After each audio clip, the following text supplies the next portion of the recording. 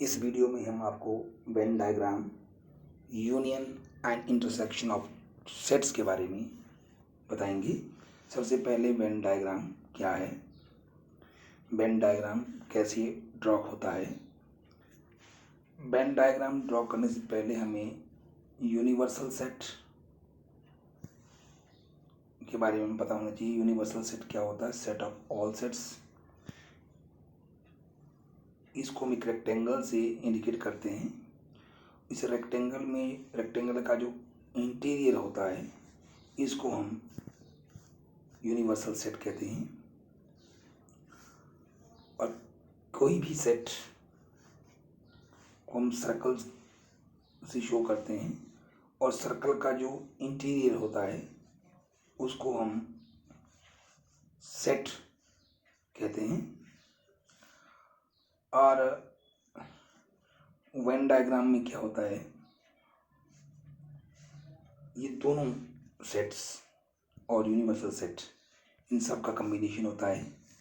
सबसे पहले ये डायग्राम वेन ने हमें दिए, इसके नाम भी के नाम के पीछे पड़ा Venn diagram.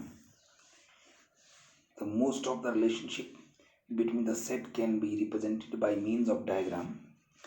Figures representing the set in the form of enclosed region in a plane is called Venn diagram.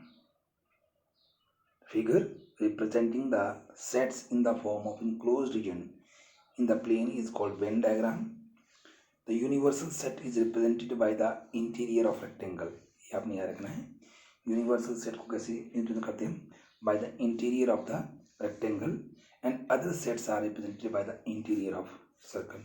ये मैं आपको पहले डिस्कस कर चुका हूँ कि इंटीरियर ऑफ सर्कल सेट को इंडिकेट करते हैं, interior of rectangle universal set को इंडिकेट करता है। कोई भी फिगर जो रिप्रेजेंट करती है सेट को in the form of enclosed region in plane, that is called Venn diagram. तो अब इस वेन डायग्राम में हम सबसे पहले एग्जाम्पल लिख के सॉल्व करते हैं। जैसे फिगर 1 में diagram representing set A and B such that A is subset of set B. आप देख रहे हैं यहाँ ये यू जो है यूनिवर्सल सेट है, इसका इंटीरियर, उसके अंदर सेट बी है, बी का इंटीरियर, सेट बी के अंदर सेट ए है, सेट ए जो है इस अंदर वाले सर्कल का इंटीरियर है। तो यहाँ पर सेट ए के सारे एलिमेंट सेट बी के अंदर हैं, इसलिए A is subset of set B होगा। A is subset of set B. This is a figure, this represents the set A and B such that A is subset of set B. तो ये हमने पढ़ा। और इसी तरह जो figure दिखा रहे हैं हम यहाँ, यू यूनिवर्सल सेट है जिसमें एलिमेंट 1 2 3 4 अप टू 10 तक हैं, इसको हम यूनिवर्सल सेट कहेंगे।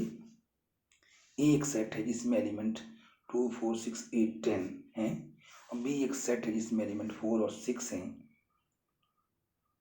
ठीक है, और दोनों ही इस यूनिवर्सल सेट के सबसेट हैं ये, लेकिन बी जो है ए के अंदर है, बी ए का सबसेट है। तो इसको हम कैसे इंडिकेट करते हैं? जैसे सबसे पहले आप फिगर में देख रहे हैं, इस फिगर में हमने यूनिवर्सल सेट को यू से इंडिकेट किया है। सबसे पहले हमने अंदर एक सर्कल बनाया, इसमें सेट का नाम बी रखा है, इसके एलिमेंट है 4 और 6। उसके बाद हमने एक सेट और बनाया है, पहले हमने सेट ये बी बनाया था, इसका नाम हमने बी रखा था और इसके एलिमेंट 4 और 6 थे। इसके बाहर हमने इसको इनक्लोज करते एक सेट और बनाया सर्कल और, इसका नाम ए है। इसके इंटीरियर में कौन कौन से एलिमेंट थे? 2 4 6 8 10। तो 4 और 6 ऑलरेडी हैं, इसलिए बाहर लिख रहे हैं हम इनको छोड़ करके 2 8 और 10, तो इसलिए बी के अंदर सारे आ गए। अब उसके बाद हमने यू बनाना है, तो यू के लिए भी हमने एक रेक्टेंगल बनाना है और इसके अंदर सारे एलिमेंट आएंगे 1 से 10 तक। जो ऑलरेडी इसके अंदर हैं वो नहीं लिखे जाएंगे, वो ऑलरेडी हैं। बाकी जो बच गए हैं, जैसे 1 2 ऑलरेडी था, 3 4 ऑलरेडी है, 5 हम बाहर लिख रहे हैं दोबारा, 1 लिखा, 3 लिखा, 5 लिखा, 6 इसके अंदर ऑलरेडी है, 7 बाहर लिखा, 8 ऑलरेडी अंदर है, 9 और 10 ऑलरेडी अंदर है। इस तरह यू के अंदर क्या आ रहे हैं, सारे आ रहे हैं। इस यू के अंदर आपके सारे एलिमेंट आ रहे हैं। हम जो इसमें देख रहे हैं, हम देख रहे हैं इसमें कि सेट में कैसे हो रहा है ड्रॉ, ये कि एक सेट हमने पहले इसमें अंदर लिया था ए, इसके अंदर जो एलिमेंट पहले ही ऑलरेडी आए थे 4 और 6, फिर हमने इसके बाहर एक और लिया, इसका नाम बी रखा। जो ए तो इंक्लूड इसमें ऑलरेडी है, 4 6 इसमें पहले आया, 2 4 आ चुका है, 6 भी आ चुका है, 8 और 10। इसके बाद हमने एक और बनाया था रेक्टेंगल, इसको यूनिवर्सल सेट कहते थे। इसके पहले ही अब जो ऑलरेडी इसके अंदर है वो नहीं लेंगे हम। इसमें 1 लिया था, 2 अंदर था, 3 4 अंदर था, 5 6 अंदर था, 7 8 अंदर था, 9 इस तरह से 10 सब इसमें है। अब हम देख रहे हैं इसमें क्या हो रहा है। ये जो फिगर है ये रिप्रेजेंट कर रही है B is subset of set A, क्योंकि सेट बी के सारे एलिमेंट ए के अंदर हैं। ये वेन डायग्राम है। तो चलिए अब हम यूनियन ऑफ टू सेट्स की बात करते हैं। यूनियन ऑफ टू सेट्स क्या होता है? यूनियन ऑफ टू सेट्स, तो डेफिनेशन क्या है? Union of two sets A and B is another set C which consists of all those elements which are either in set A or in set B or including both common elements। ये आपने याद रखना है। Symbolically union को हम you से निकल करते थे, A union B. A union B क्या हुआ? Set of X such that X belongs to A और एक्स बिलोंग्स टू बी। और है, और का मतलब यूनियन होता है। तो ए यूनियन बी क्या हुआ? Set of X such that X belongs to A और एक्स बिलोंग्स टू बी। इसी को हम ए यूनियन बी पढ़ते हैं। तो यहाँ हम देख रहे हैं साथ में हमारे डायग्राम दिया है फिगर में। तो ये डायग्राम बना कैसे? तो हम कह रहे हैं सेट ए और सेट बी का यूनियन निकालना हमने। इसके यूनियन निकालने के लिए हमने कहा सेट ए के एलिमेंट भी हो सकते हैं, सेट बी के एलिमेंट भी हो सकते हैं। जैसे सेट ए है, ये सेट बी है, ये सेट ए है और ये सेट बी है। इसमें बाहर से हम दिखा रहे हैं, इसमें दोनों को इसके अंदर बनाया हमने, रेक्टेंगल के अंदर यूनिवर्सल सेट है ये। सेट ए के एलिमेंट भी हो सकते हैं, सिर्फ ए के कहा हमने। सेट बी के भी हो सकते हैं और बोथ के भी, यानी कि हमने बोथ के एक बार लेने कॉमन एलिमेंट, इसलिए हमने कहा सेट ए के एलिमेंट और सेट बी के एलिमेंट। और का मतलब यूनियन, तो इसको हम ए यूनियन बी कहते हैं। ये हमारे पास वेन डायग्राम इसका है। इसलिए जो ये डेफिनेशन है हमारी, इस डेफिनेशन को बेस मान के हम डिफाइन कर सकते हैं इसको। The union of two set A and B is another set C which consists of all the elements which are present in either set A or in set B. So this is called A union B. Okay? अब उसके बाद है कुछ properties हैं, operations हैं इस union के ऊपर। सबसे पहले A union B is equal to B union A, ये कॉम्पिटिटिव लॉ है। सेट A और B है, ए को यूनियन बी करो या बी में यूनियन ए करो, एक ही बात है। This is called commutative law.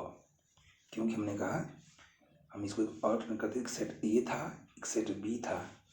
इसमें हम चाहे सेट ए के एलिमेंट को पहले लिखें, फिर बाद में उसमें ऐड करें बी के, या फिर पहले बी के करें फिर उसमें ए के ऐड करें, तो बात एक ही है। इसलिए A union B is equal to B union A, this is commutative law. A union of B union C is equal to A union of B union C। तो इसमें देखो ये एसोसिएटिव लॉ, क्या ये एसोसिएटिव लॉ क्या कह रहा हूँ? A union B of union C is equal to A union of B union C।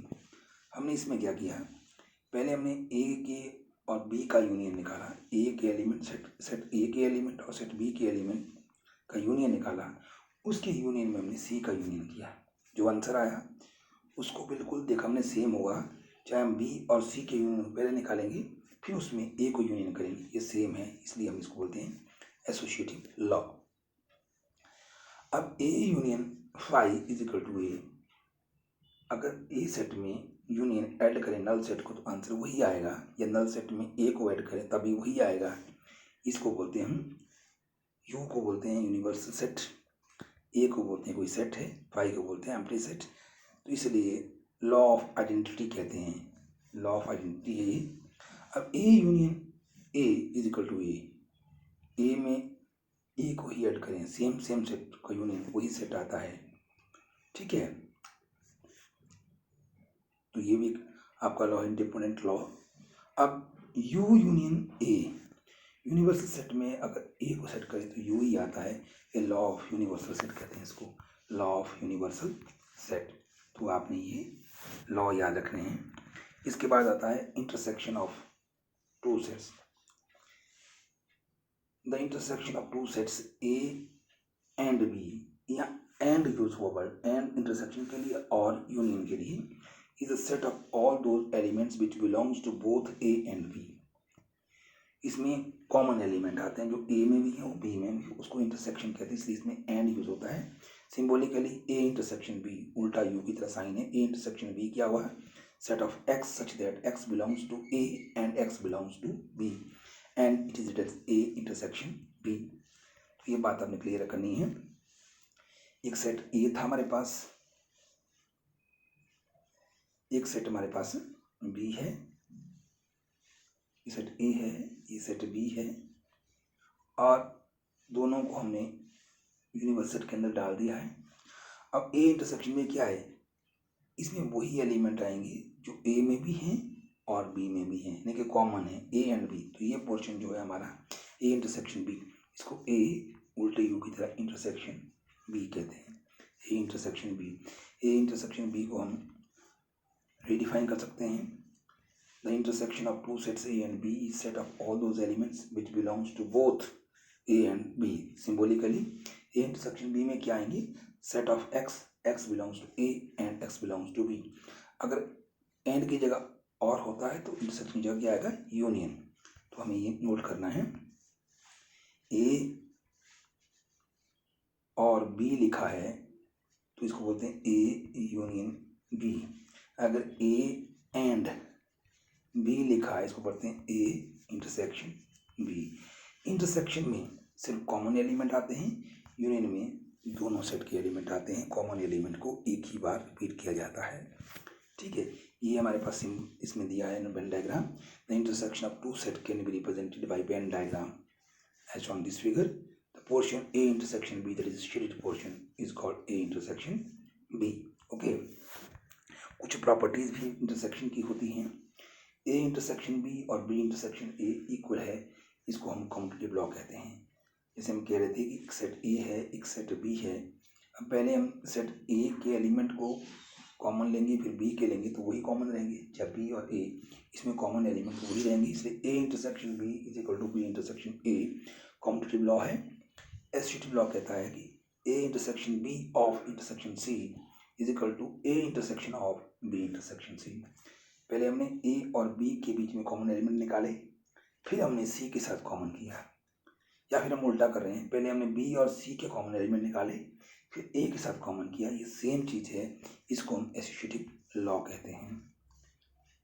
Law of empty set क्या होता है, इसमें फाई इंटरसेक्शन ए हो चाहे ए इंटरसेक्शन फाई हो तो फाई होगा, क्या होगा, फाई होगा। यूनिवर्सल सेट इंटरसेक्शन ए हो चाहे ए इंटरसेक्शन यूनिवर्सल सेट हो तो ए ही आएगा कॉमन एलिमेंट इसमें, और ए इंटरसेक्शन ए होता है, जैसे ए यूनियन ए होता था उसी तरह ए इंटरसेक्शन ए भी ए ही होता है। तो ये आपका लॉ है, इम्पोर्टेंट लॉ। अब A union of B union C is equal to A intersection of B union C, क्या लिखा है, A intersection of B union C is equal to A intersection B union A intersection C. इस चीज़ को आपने ध्यान से देखना है, ये डिस्ट्रिक्ट लॉ है। पहले जो है ये साइन इंटरसेक्शन का है, नोट कीजिए, और ये साइन यूनियन का है, A intersection of B union C, तो हमने ये साइन इसके साथ लेंगे, ए इंटरसेक्शन बी, ये साइन बीच में आएगा यूनियन, फिर से ए इंटरसेक्शन सी, इसको हम क्या कहते हैं, डिस्ट्रीब्यूटिव लॉ ही है, A intersection of B union C is equal to A intersection B union A intersection C. ठीक है, तो intersection here is distributed over union, यहाँ है इंटरसेक्शन को हमने डिस्ट्रीब्यूट किया है ओवर यूनियन, हम उल्टा भी कर सकते हैं, यूनियन को भी डिस्ट्रीब्यूट कर सकते हैं इंटरसेक्शन के ऊपर। अच्छा, अब आता है आपका डिफरेंस ऑफ सेट्स। जैसे the difference of set A and B in this order is the set of elements which belongs to A but not B. Symbolically, we write it as A minus B and read कैसे करते हैं उसको, A minus B. Thus A minus B क्या हुआ, set of X such that X belongs to A and X not belongs to B. This is called A minus B. This is the Venn diagram for difference of sets. यहाँ देखिए हमारे पास क्या है, एक universal set है, इसके अंदर दो सेट हैं, एक सेट का नाम ए है, एक सेट का नाम बी है। अब ये जो हम शेड कर रहे हैं पोर्शन, ये पोर्शन है ए माइनस बी, क्योंकि सेट ए माइनस बी क्यों कहा हमने इस पोर्शन को, क्योंकि आपने फिर देखना है इस चीज़ को, बहुत इंपॉर्टेंट चीज़ है ये। हमने कहा जैसे एक सेट यूनिवर्सल सेट के अंदर हमने पहले तो इसको ऐसे इंडिकेट किया, एक सेट ए था, एक बी था, ये ए था, ये बी था। अगर हम इसको लेते हैं, ये बन गया ए माइनस बी, बी की एलिमेंट नहीं है। ठीक है, अगर मैं इसको उल्टा लेता हूँ, देखते हैं फिर क्या बनता है, उल्टा भी आना चाहिए आपको, एक सेट ए है, एक सेट ए है, ये ए है, ये बी है, इसको लिया मैंने, बी में से ए को हटा दिए, तो इस पोर्शन को बोलेंगे बी माइनस ए, जो हमने शेड किया है बी माइनस ए। इसलिए तो यहाँ भी आप देख रहे हैं ये यूनिवर्सल सेट है, और यूनिवर्सल सेट के अंदर एक सेट ए एक सेट बी है, ये जो शेडेड पोर्शन है ब्लैक वाला, ये है ए माइनस बी, ए माइनस बी। तो अगर इधर वाला जो पोर्शन होगा वो होगा बी माइनस ए। तो अब हम इस चीज़ को नोट करेंगे, इस पोर्शन को बोलेंगे हम ए माइनस बी, इसको बोलेंगे बी माइनस ए, और ये है कॉमन ए इंटरसेक्शन बी। तो ए माइनस बी ये है इधर वाला, बी माइनस ए ये उधर वाला, और ए इंटरसेक्शन बी बीच वाला, इस आपस में कभी भी नहीं मिलते हैं, they are mutually disjoint set. Intersection of any of these two set is a null set. इसमें कोई भी कॉमन एलिमेंट नहीं आएगा, ये नोट करना है। ये मैं पहले भी बता चुका हूँ, फिर बता रहा हूँ एक बार, कि अगर हमारा सेट ये यूनिवर्सल सेट है, एक सेट ए है, एक ए बी है, ये ए है, ये बी है, ये पोर्शन इधर को है, ये पोर्शन उधर को है, ये पोर्शन बीच में, बीच को हम बोलते हैं ए इंटरसेक्शन बी, लेफ्ट वाले को बोलते हैं ए माइनस बी, राइट वाले को बोलते हैं बी माइनस ए। तो ए माइनस बी हो, चाहे बी माइनस ए हो, चाहे ए इंटरसेक्शन बी हो, सब जो हैं अलग अलग सेट है, डिसजॉइंट सेट है, ये कहीं भी आपस में मिलते नहीं हैं, they are disjoint set. The intersection of any of these two set या तीनों सेट में, that is null set, that is null set. Null set मतलब एम्प्टी सेट।